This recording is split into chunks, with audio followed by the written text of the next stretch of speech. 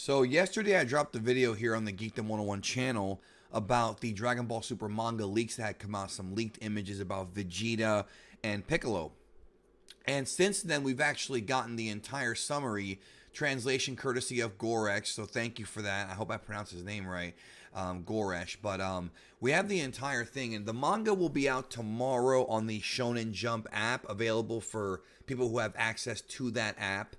It's tomorrow when it's coming out, but I wanted to do a little video, like a bonus video, I guess you can say, this morning, and talk about, you know, these leaks or this summary, that is, because there's some pretty interesting things here I want to go over, and things that I find to be fascinating. And of course, like I said, tomorrow we're going to have the full review, so come back to the channel for that. Hit the subscribe button if you haven't, and notifications so that you're notified whenever I upload. So Dragon Ball Super Manga Chapters 53, Sagambo's Galactic Gang. Goresh writes, Piccolo, Krillin, Bulma, and Dende are all together on Kami's lookout trying to gather fighters, but Tien has no cell phone. I find that funny for some reason. Tien has no cell phone. And Gohan says he's at the conference and will come when it ends. Of course, that's their way of keeping Gohan out of action, because when he does show up, he might be Chad Han. Don't forget how strong Gohan was in the manga in the Tournament of Power. In fact, I might do a video very soon with MJ or somebody from the power scaling community discussing just how strong Gohan was. But I find it funny how they say Tien has no cell phone. Can't they just talk to Kai-Osama, to King Kai? You know, he has that telepathy. He can communicate with people. They forget that they can do that. You know, that's the kind of stuff about the Dragon Ball Super manga that, and not just Dragon Ball Super manga, but other Dragon Ball stuff that just kind of get like irritating. They forget like that they were able to do things in the past, and they can still do them now. So it goes on to say, Shirome Reka, OG-73, referred to as 7-3, and Yunba are flying to Earth on a ship together. Jocko explains that 7-3 is an artificial life form who was created on a planet with extremely advanced scientific ability. So that's really interesting. It kind of reminds me of what they were doing with Baby and GT, you know, in kind of a similar way, you know, with the Sephorians and whatnot. He has virtually no emotions and can copy an opponent's abilities and add it to his own already powerful self for 30 minutes. So he can copy you for 30 minutes. That's a pretty cool little thing. I really do hope that at some point in the future he becomes a character in a video game, except it's 30 seconds and not 30 minutes, or maybe less than that. Maybe like 10 seconds during battle, because that'd be pretty cool for like a game like Fighters, you know? I mean, I don't think he'll be in Fighters, but it's a cool idea for a character, right? And that explains that manga leak where you see like him doing Piccolo's move, the Makan Kosa pull, the special beam cannon in the dub, because he obviously copied it. So this 7-3 guy seems to be like a sub boss here, like somebody who they're gonna have to beat before getting to Moro. All the three criminals land on a nearby planet where 7-3 copies the native of that planet's ability to create warp holes so they can instantly arrive on Earth. So he creates like a wormhole to get to Earth. That's pretty cool, and I guess those warp holes are going to be used similarly to how Janemba did in Dragon Ball Z Movie 12, where you could kind of, you know, go in between these portals to kind of move around and whatnot. I think that's the potential for a very interesting character, and again, a perfect character for a game like Fighters, if you ask me. Very creative stuff they can do with him.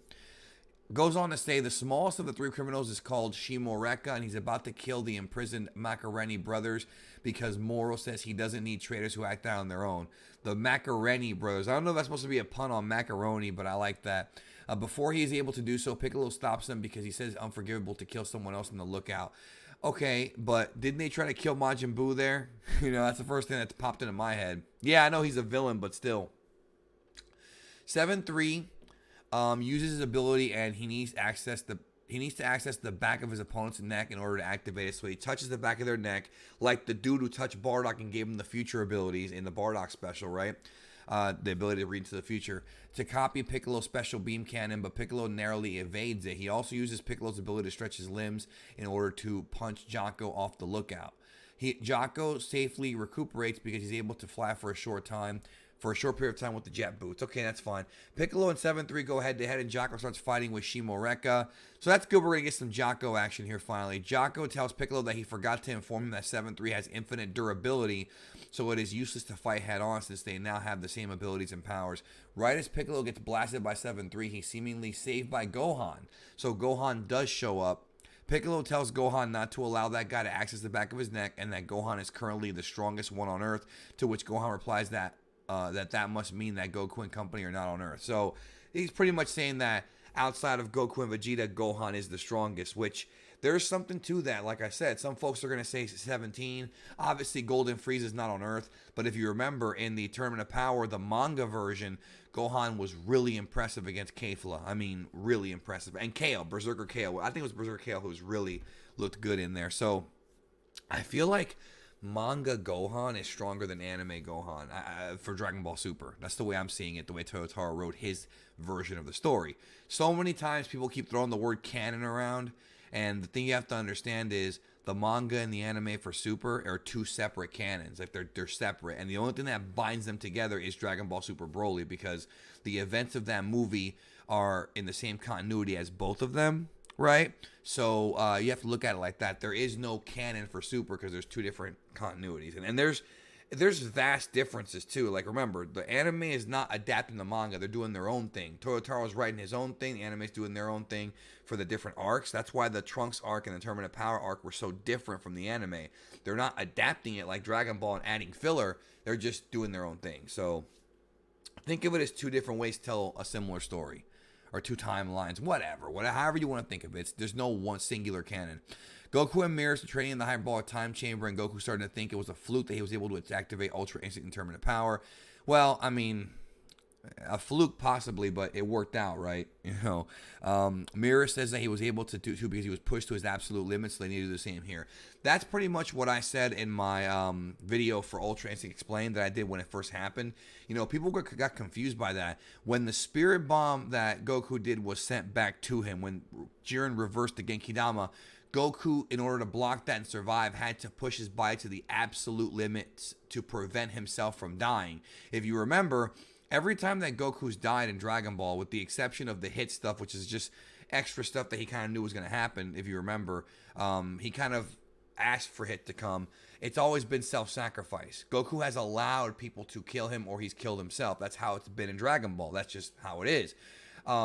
With Tournament of Power, with the Genki Dama about to hit him, you know, he freaked out and he did everything he could to stop it, and it broke something in his body, and that's how he was able to get Ultra Instinct.